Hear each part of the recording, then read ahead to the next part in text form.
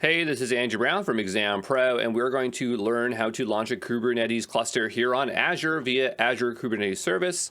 And so before we go ahead to the Kubernetes service, we have to make sure that we have the service registered for use. And the way we do that is via our subscriptions. So in the top, type subscriptions, and we will go there.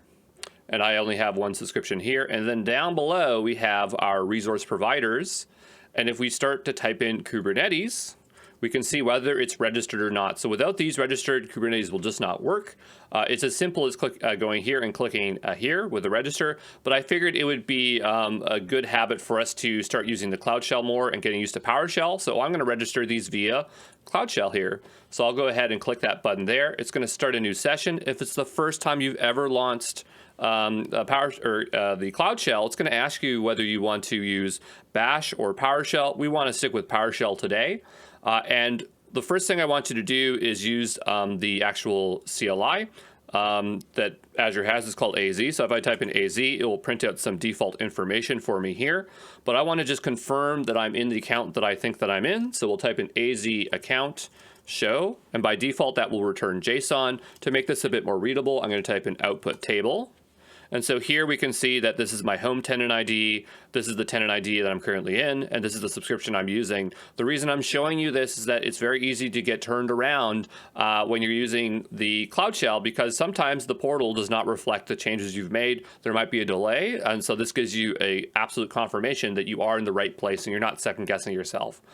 So now that we can see where we are, what we should do is run some PowerShell scripts here. So if you pull up the Azure documentation, you go under PowerShell references and resources, you can get all the PowerShell commands, the AZ PowerShell commands that we can use. And what we're looking at right now is the AZ resource provider.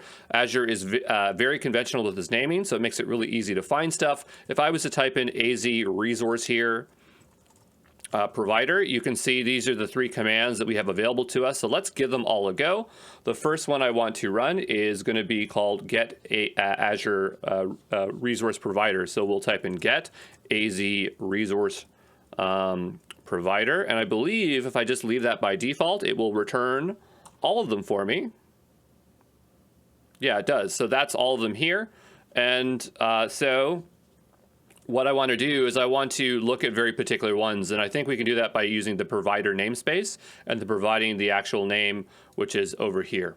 So let's give that a go. So I'm going to hit up on my keyboard, and I'm going to type in hyphen provider namespace, and I'm going to type in Microsoft.Kubernetes, and that should get me some information.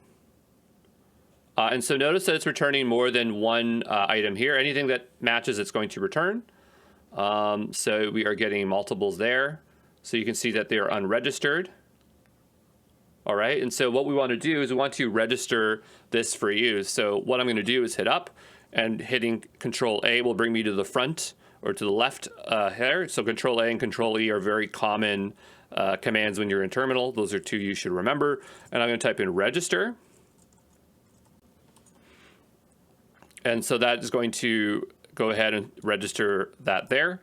And then we want it for configuration. All right, and so that one is registered here. So now if I go ahead and give this a refresh, these should be registered. And this is what I mean. I don't always trust the Azure portal. It's a very flexible system, but it doesn't always tell you the truth. If you're very paranoid here, you can just hit register here as well. All right. But I'm pretty confident that we did trigger that registering action there. And so that's just the portion of Cloud Shell that I hope you learned a bit there. So it does take a bit of time for these to register. So we will wait a little bit here and then we will proceed. So just wait and just keep on checking until those are registered, okay? And we'll proceed to the next part. Yeah, and mine are registered, so we're good to go. All right, so let's go ahead and proceed to create our actual Kubernetes cluster. So go all the way up here, click on Microsoft Azure, and we will type in Kubernetes in the top here, make our way over to the service. We're gonna go ahead and hit add the Kubernetes cluster.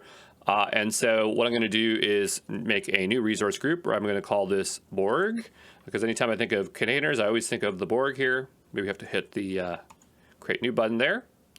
And then I'll just give it the same name. So we'll just call that Borg. The region, US East, is fine for me.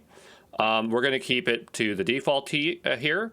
And for production, it's recommended to have 3 nodes. For development, which is what we're doing, 1 node is good enough. And one thing I definitely want you to do is change the node size, because this affects cost.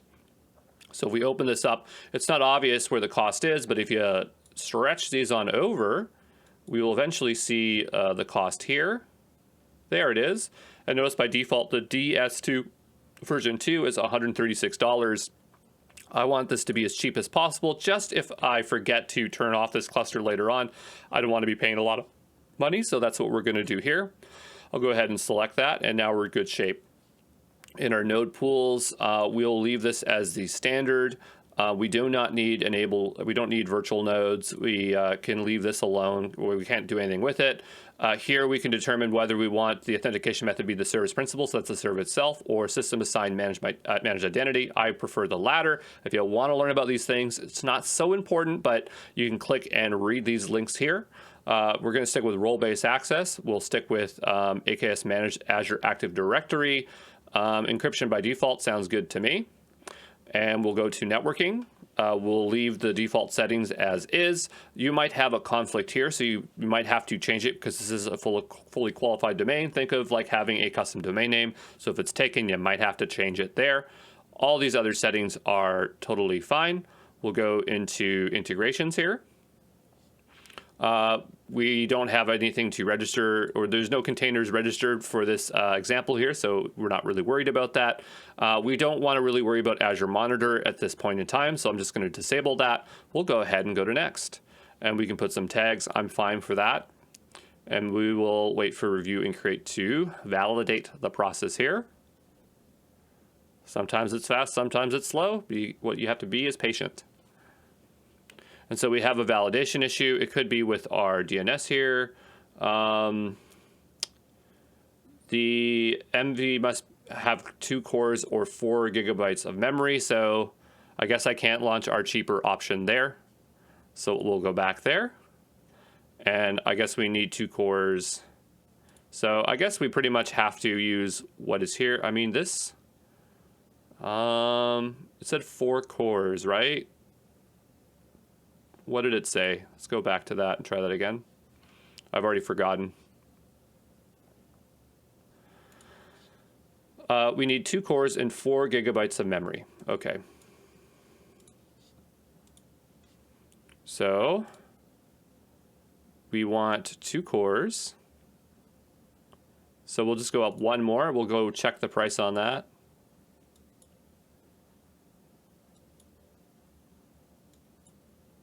$89, bit better than before, okay. And let's see if it takes this one here. Great, and so we'll go ahead and create that cluster. And so this shouldn't take too long, but I will see you in a bit. All right, so our cluster has finally created there, and so what I want you to do is go ahead and go to your resource there. And on the left-hand side, we want to make sure that our nodes are running. Notice down below it says 1 node pool. And so if we go also down here to node pools, we should be able to see that it is in a succeeded state. That is what we're looking for. And we have our single node there. Most of the things with Kubernetes is done through the terminal. So there's not much we can actually do from here. So we will absolutely 100% have to open up Cloud Shell. Now, if you want to do this in Bash or PowerShell, it's up to you, because we're just going to be using the Azure CLI, and it works in both. The syntax is slightly different for like system variables and things like that, but the CLI itself, the commands are identical. So to work with the Kubernetes, what we're going to need is to be using the AKS command. So again, you can pull up the docs and go to the Azure CLI, reference AKS, and we get a lot of detailed information. So we were just looking at the node pool. If we wanted to look at that ourselves, we could list it here and show it. Let's go give that a try. So I'm going to type in AKS node pool list. And I might have typed this wrong here. Let's just hit up there. And I'm going to get as much room as I need here because we don't need to see anything else. The following arguments are required. Oh, right. So you have to provide it some information. So here I named it the Borg. Yours might be slightly different. So I'll just call it Borg. And the cluster name I think is the same. So we'll call it Borg as well. And while it's thinking there, I'm just going to double check the names. I'm almost certain that those are correct. But, oh yeah, there it goes. It just takes some time. All right, so we're getting some information. And if you find it a bit easier to read, we can go to output table, which is something I do a lot. There's probably some way to default it. I can't remember how. So yeah, so there we go. And that was the same thing we looked. There's 1 in the succeeded count. So the next thing we should do is get the nodes. So I think that's probably, actually, you know what? I think we have to do credentials, eh? So if we go over to this here, I remember there's a command called get credentials. Get the access credentials for managed Kubernetes clusters because we need to actually set that up first.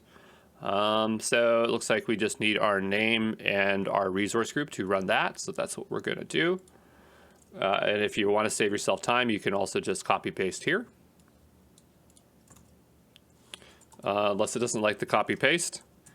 I'm just going to type it by hand.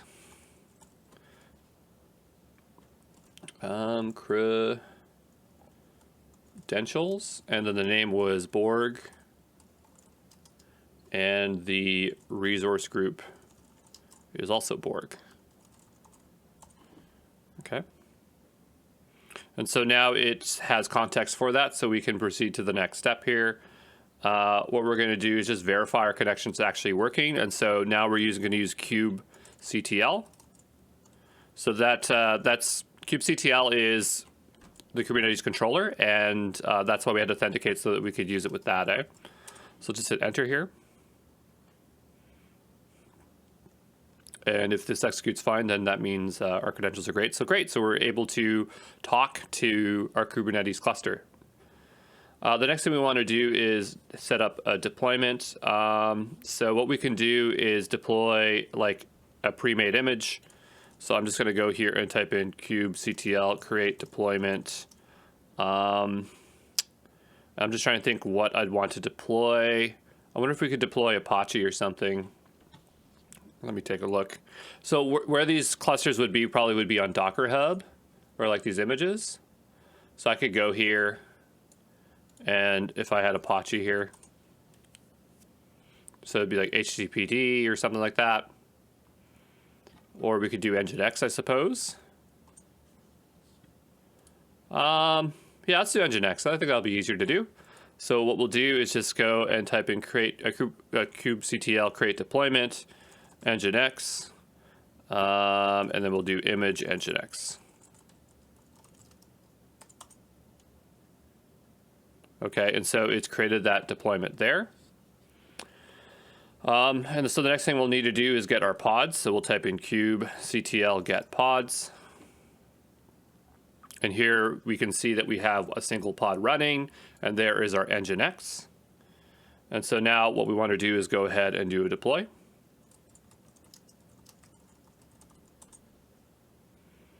Okay, and our deployment's all good. And I'm just trying to remember what we would do next. Yeah, if we want to actually access this, we'd have to probably expose our thing here. So we'll type in kubectl expose deployment Nginx port 80 because we're not going to use be using SSL here, and we'll just type in load balancer for the type. All right, and so now that that's all set up, we can go ahead and do a get service on that.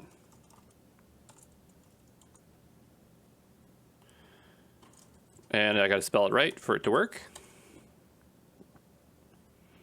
Great, and so our service is running. So I notice that it's also a load balancer type, and we get an external IP. So now that we have that, I guess what we can do is go ahead and try to connect to it So I believe that this is the public IP. So if I copy this here and make a new tab and paste that in there, there's our Nginx. We could try this with Apache as well. I don't know if we'll be successful, but we can give it a go. It doesn't hurt to do this more than once to get into the habit of it. So what we'll do is we will go ahead and create an image again. So if we just go back up to create, this time I'm going to use HTTP. I think that's what it was.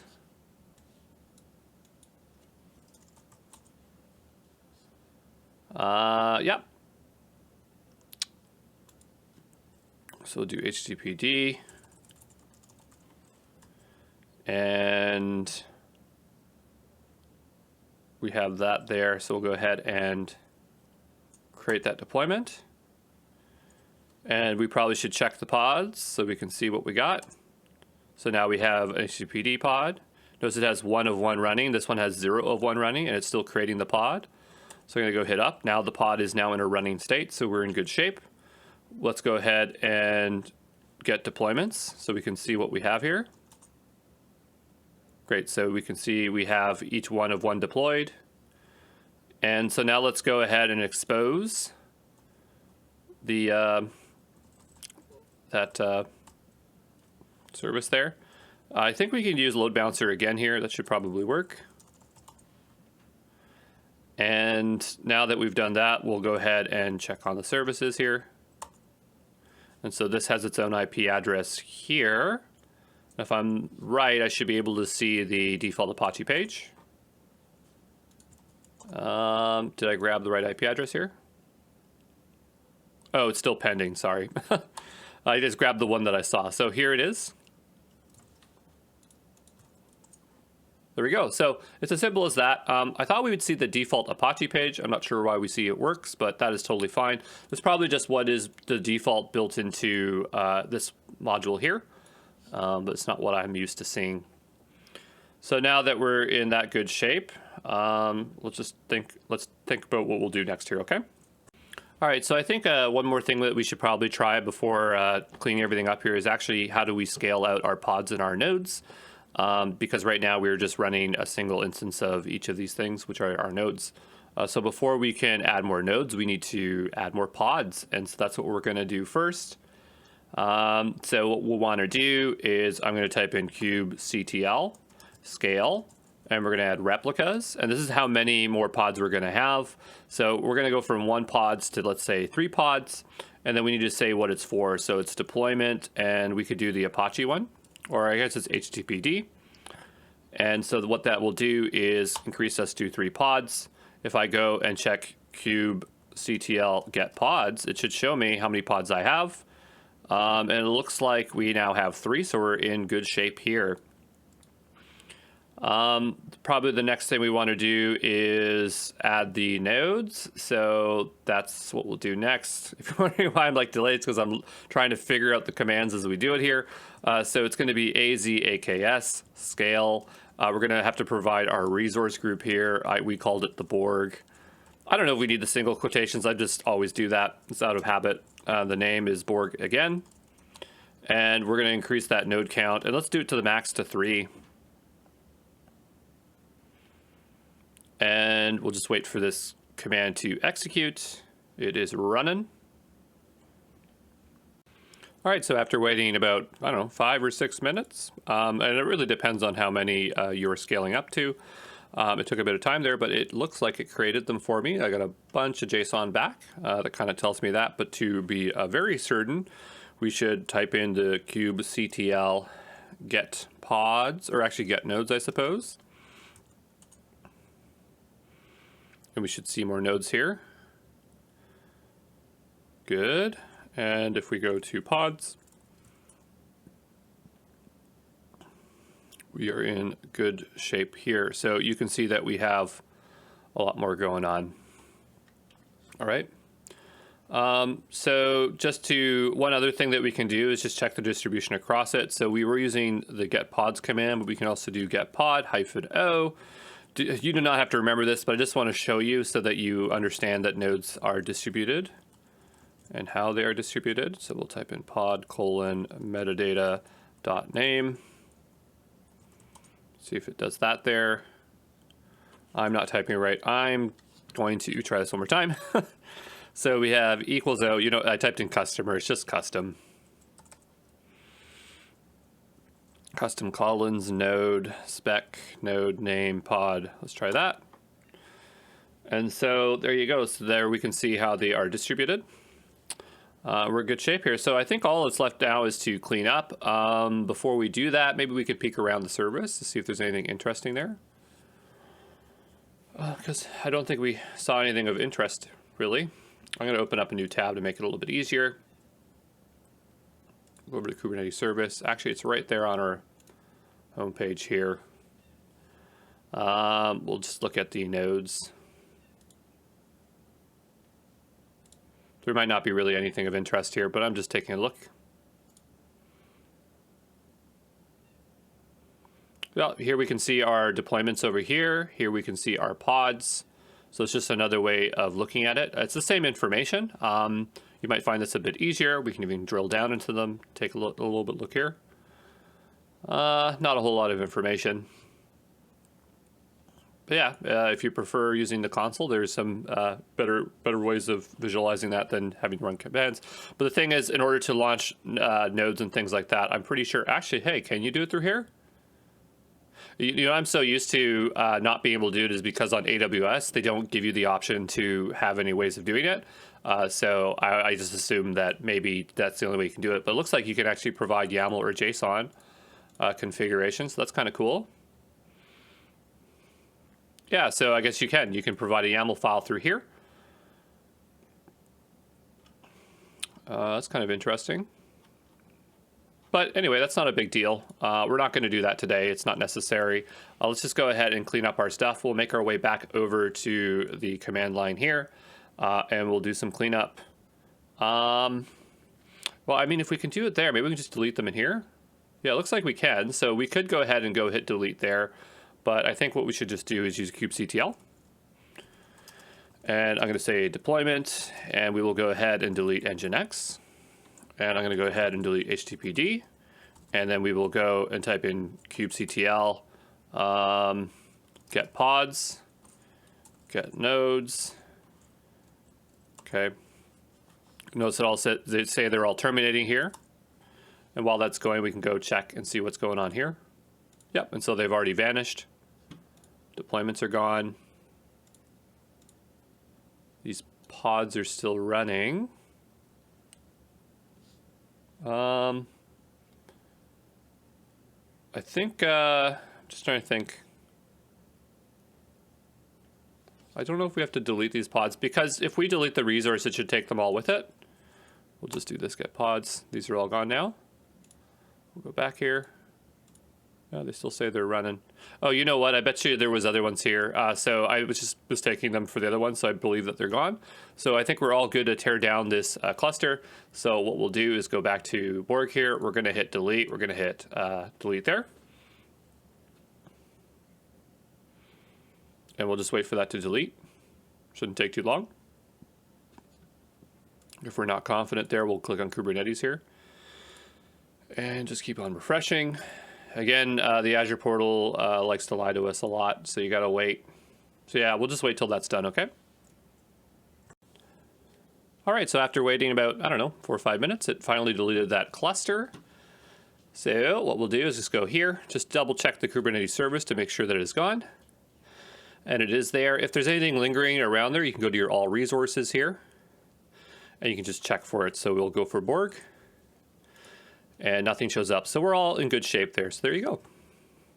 And yeah, I noticed that it's still showing it here, but that's the thing with the Azure portal. It's just, you know, it's just what it is, you know? It doesn't always tell you the truth.